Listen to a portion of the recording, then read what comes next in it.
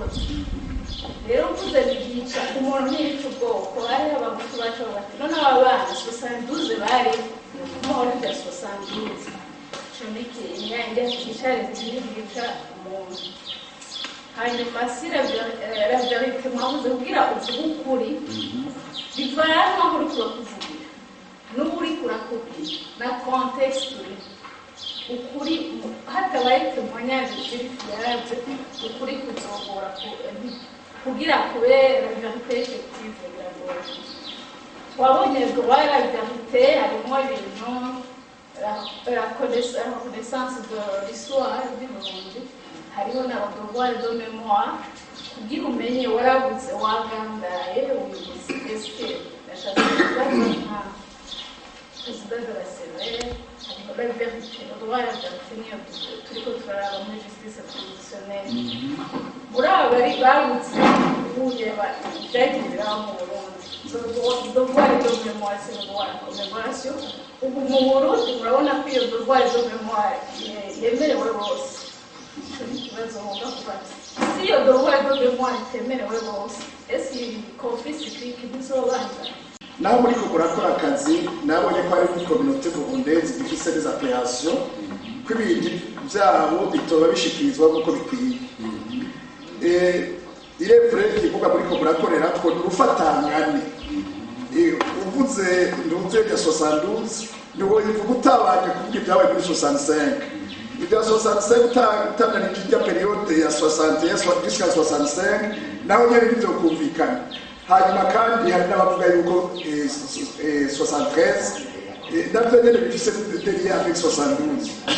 ariko je nkabona yuko ari ibihe bibiri bihambaye mu mari y'ucaciyemo niyo 72 mwahereye mugabo hakaba na 73 74 n'imyaka yakurikiye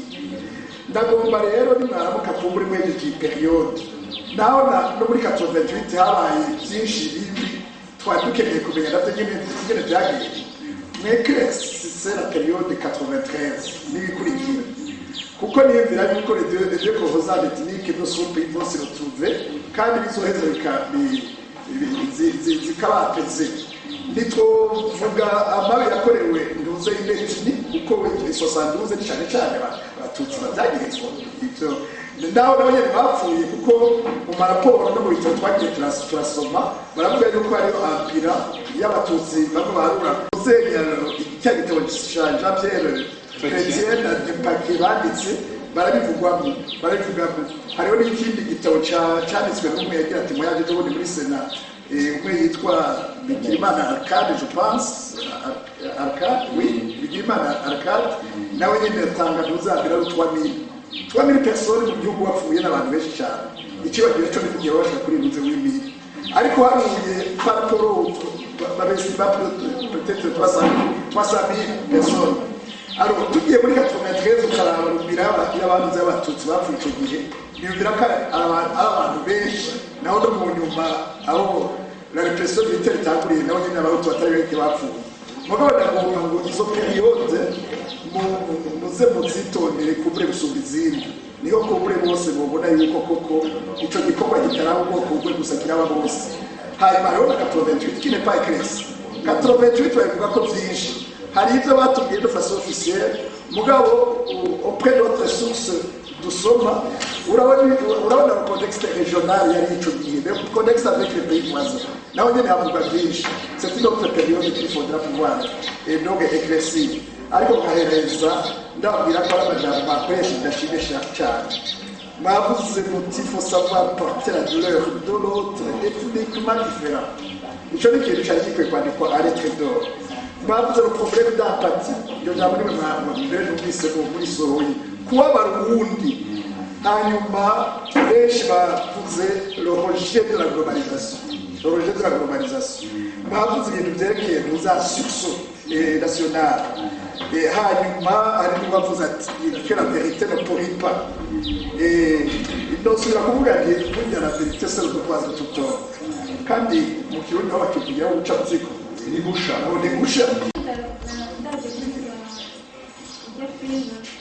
j'ai été tellement traumatisée. Donc,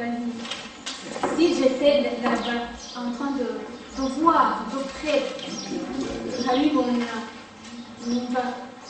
nje niyumvira bariko babibona ndavuga nti none qu'est-ce que la CVR préconise ku bantu qui sont en train de voir ibyo bintu kugira ngo bakire bikomere bafise non pas seulement abo byashikiye ababyeyi abo babuze mugabo n'abandi bariko barabibona hanyuma nabo cyane cyane bariko barabyimba je numva umenga barafite ikibazo kinini cyane cy'uko bazohava umenga bari insensible ku bisi uguma wimba ibintu nkarya abo bantu mubategura gutera imitima kugira ngo iyo kabu je nibaza ko bazogira kabu izi have kugira ngo bashobore kubandanya harabana. En 72, mon petit était ancien de l'école primaire. Il y a un qui jouait, nous tous, que des gens connaissent d'ailleurs. Et nous sommes il trône là où il y a mal de pote. Après ce moment, il a listé, nous avons casé là où il y a toi. Et on a quitté. Nous devons aller chez nous. Pour dire que il y a une résistance ethnique, il y a un niveau, même dans les périodes sombres. Il y a un sens Aja no mutu. Isso Bazingi Pierre. Il y a un conseil. Il y a un réseau dans le bar. Arana kulia, bazamura kusema bari. Hanyuma ndakunda gato. Hanyuma aramutwara. Aramufunga n'abandi bafunga. So musane wacu n'abantu ba UF. Bari. Kenshi abagenda n'abatafise zakanaga mu bavuye gukogesa mu bwonko baje bakunda ubwonko murabona bakunda bagenda mu kintu na mugiye hanyuma kamyo isuda ije gutora abantu icyo Constantine hari kwibarabara kibaraje bacaka mu ndo mu ndabafisa kavero y'amafilime tukazazendeyo musabuti ibibazo by'abantu n'abatutsi n'ubunya cyane ari yatisi mu none mu gihe cy'abagabo kujana bariho kandi urabye ntawe wibuze hajya avuze ati 70 avuze ati 72 harabavuga we ntabwo kutakikarifiya hajya bariko baravuga ati ujesha karifiya mu jenoside ya 72 comme jenoside tout c'est comme la politique iravugwa ndimo biravugwa c'est ça fait quoi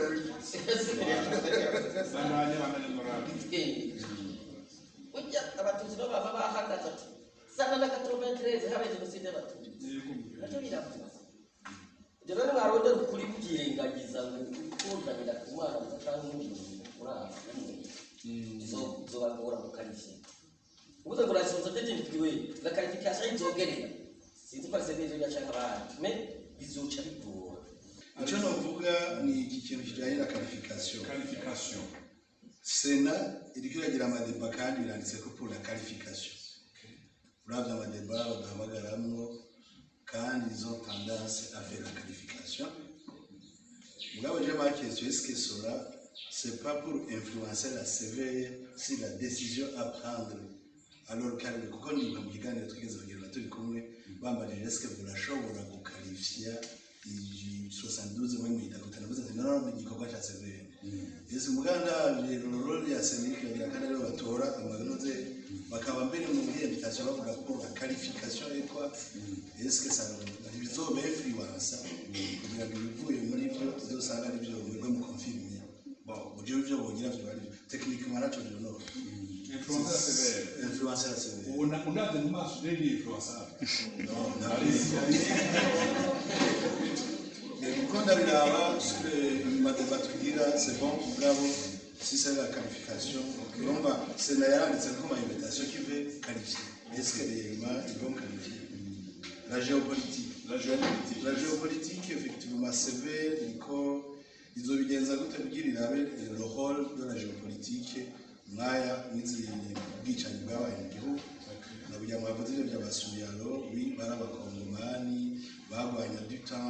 y'abahutu kandi turafise amaverisiyo yuko bigeze no kuziga kugira basubiza hamwe na Micombero onadikide bamwe yosubiye aradasimba bagende sase so de vérité iboneka pour la géopolitique. Alors naha rero bwari murafise mu bikorana gute kugira ngo role yayo izoboneke traumatisme. Alors traumatisme y'abantu mugabo hariho n'ibindi traumatisme ziba dans les institutions. Les institutions de parti comme il parle de wareramo kandi bayiyoboye akenshi uravye langage abantu bagira imwe irashobora gutraumatiza abanywanyi bazi cyane nyine bagira bakayitraumatiza mu kuyigakrimina d'une façon atari byo mu kuvuga ko yishe abantu naba nabisiguye kuko kugira twe tugire ndane role ya umwe wese na hele kumugambwe umwe wese yatwara ndaho na severe namwe mu investigation era kuri n'ubu ari umukuru wa mbere w'umugambwe Rufuruguta Joseph Bamina kugenda kuri Arubenya Moya gushika hanze intwaro ya gisirikare turaba bayanda aribo bari secrétaire général n'abandi ivyo biravye namwe usanga hariho décision d'une institution yicara kugira abantu ariko par contre on retrouve que abadasigana bapfuye kuko abo bapfuye bari abadasigana même dans le none kugira ngo seve iyo traumatisme ikize yongera ikize kuko habayeho traumatisme politique naho nyene desekere zirasigara kuko murumva ko abantu bari barakafifia une institution kwisha abantu ko abanywanyi bayo aribo bapfuye murumva konje n'umuntu abagomba mu muganga acagira etikete yuko yishira